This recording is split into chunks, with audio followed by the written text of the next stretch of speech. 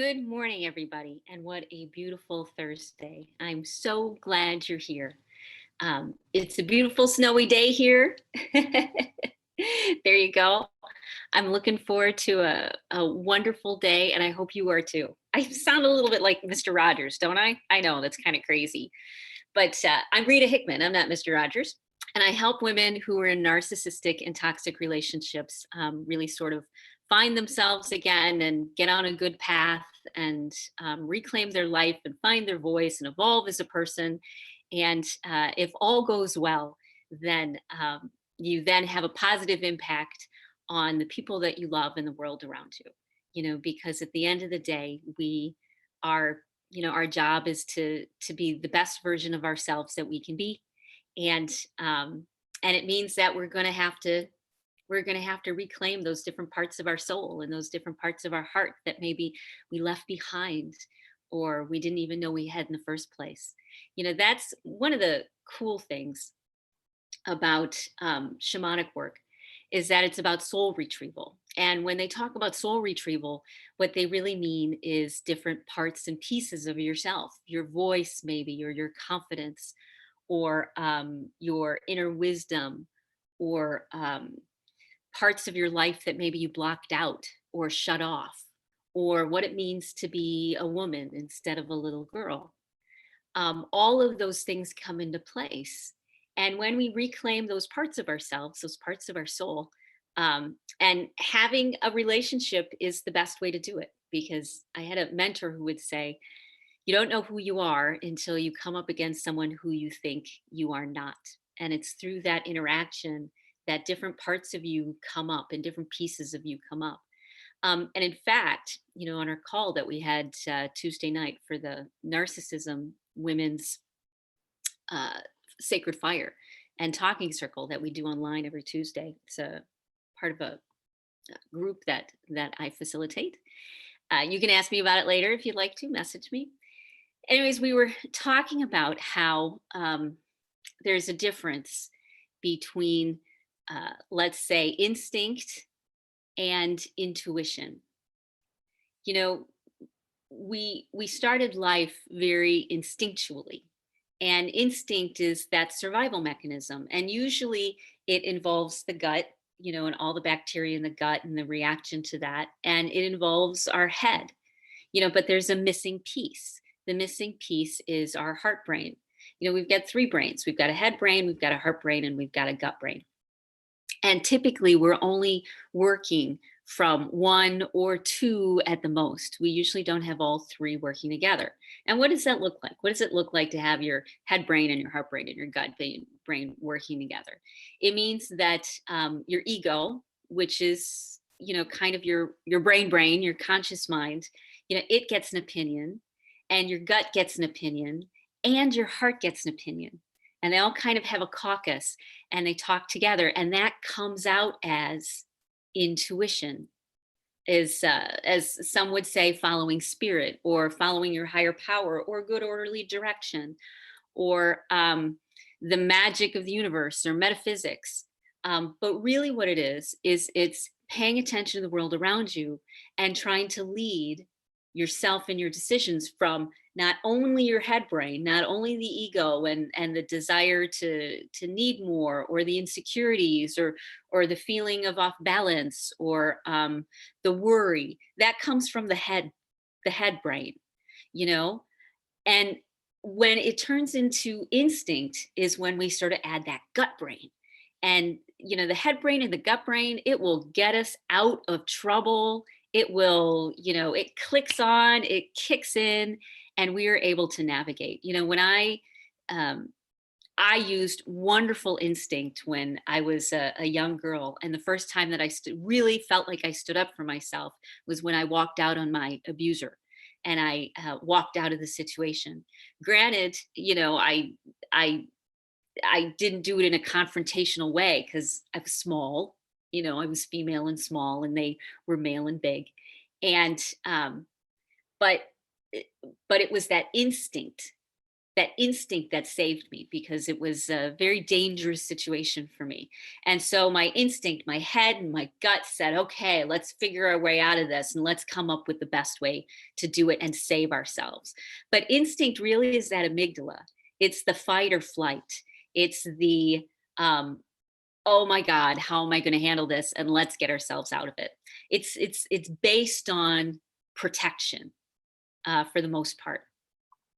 But when you add the heart brain, and the heart brain has actually a lot of the same brain cells in the heart they found are, you know, this the heart has a brain, a physical measurable brain cells in the heart.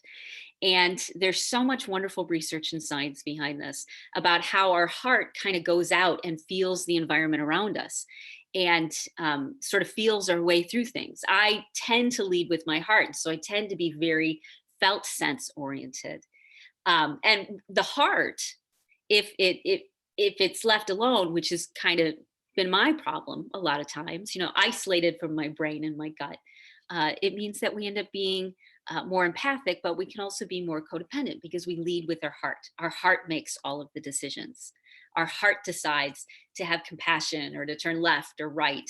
You know, but when we do things based on the heart brain alone, it means that we still don't make balanced decisions, because we're coming from we're not coming from a place that includes self-respect as well as respect for others. When we only lead with our heart and we ignore our head brain and our gut brain, then we can get ourselves into trouble that way too, because we're not using our intuition. We're using, this felt sense, this emotional body that we have, this energetic body that we have, but it's not being balanced out by the wisdom, of the ego and the wisdom of the gut. So we have to ask ourselves many times whenever we're thinking about what to do or where to go or how to respond, we really need to pause, which is what I do. I don't know what anybody else needs to do, but I know for me, I always need to pause. And when I pause, it gives me a chance to connect my head brain and my heart brain and my gut brain. And when I do that, for me, that's talking to the great mystery. It's talking to a power higher than myself. It's talking to something that's more linked and feels more and sees more and understands more than my brain could ever understand by itself, or my heart could ever understand by itself, or my gut could ever understand by myself. And when we start looking at the wavelengths that connect all of us, because we are all connected by measurable wavelengths, which they can see and they can see the effects it has on people, we when we when we start bringing in that communal wisdom, like watching these live streams or talking to friends who've been through these experiences, when we start adding that communal wisdom to our lives. For me, I like the I Ching. I mean, the I Ching has been around for thousands of years. The wisdom in it is just so solid. And so for every move lately, I've been, checking out the I Ching. What's the wise, balanced, kind, compassionate? What brings out the highest version of myself? Who do I want to be? And so when we come from that intuitive place, it's very grounded, because it's not just based on what we feel. It's not just based on what we think. It's not just based on, what our senses tell us, or, or what our heart is saying. They always used to say, what was it, that you shouldn't follow your head, you should follow your heart. And in reality, that still gets you kind of messed over.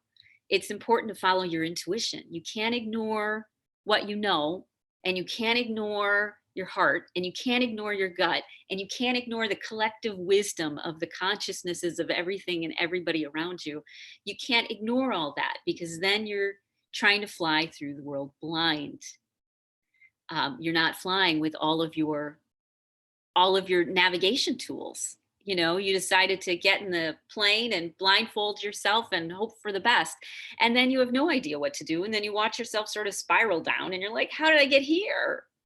But when you come from a place of intuition, when you come from a place of balance and connecting your head and your heart and your gut, it gives you a different way of looking at the world.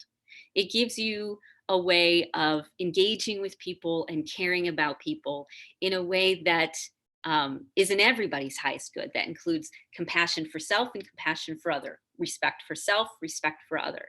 It includes love for everyone and everything involved, instead of, our instinct or our, or just our heart telling us what to do. It's a much bigger picture, and it's closer to all that is, I guess. So if you're feeling stuck and you need a little bit of help, reach out. And we've got strategy calls I do, we've got the daily live streams, we've got the group we do every week. Um, we've got one-on-one coaching that I do with women every month. We've got all sorts of wonderful opportunities. You don't have to do this alone. You're not supposed to do it alone. You're supposed to do this in community. You're supposed to do this in relationships with other people. And because that's how we become who we're supposed to be, is by relating to each other and learning through the experiences that we have, and becoming bigger and bigger versions of ourselves. So I wish that for you today. I hope you have a wonderful day. I know I'm going to. I'm going to get a great healing done from a mentor of mine. And I'm so looking forward to that. So have a great day. I'll talk to you later, and I'll definitely talk to you tomorrow. Bye.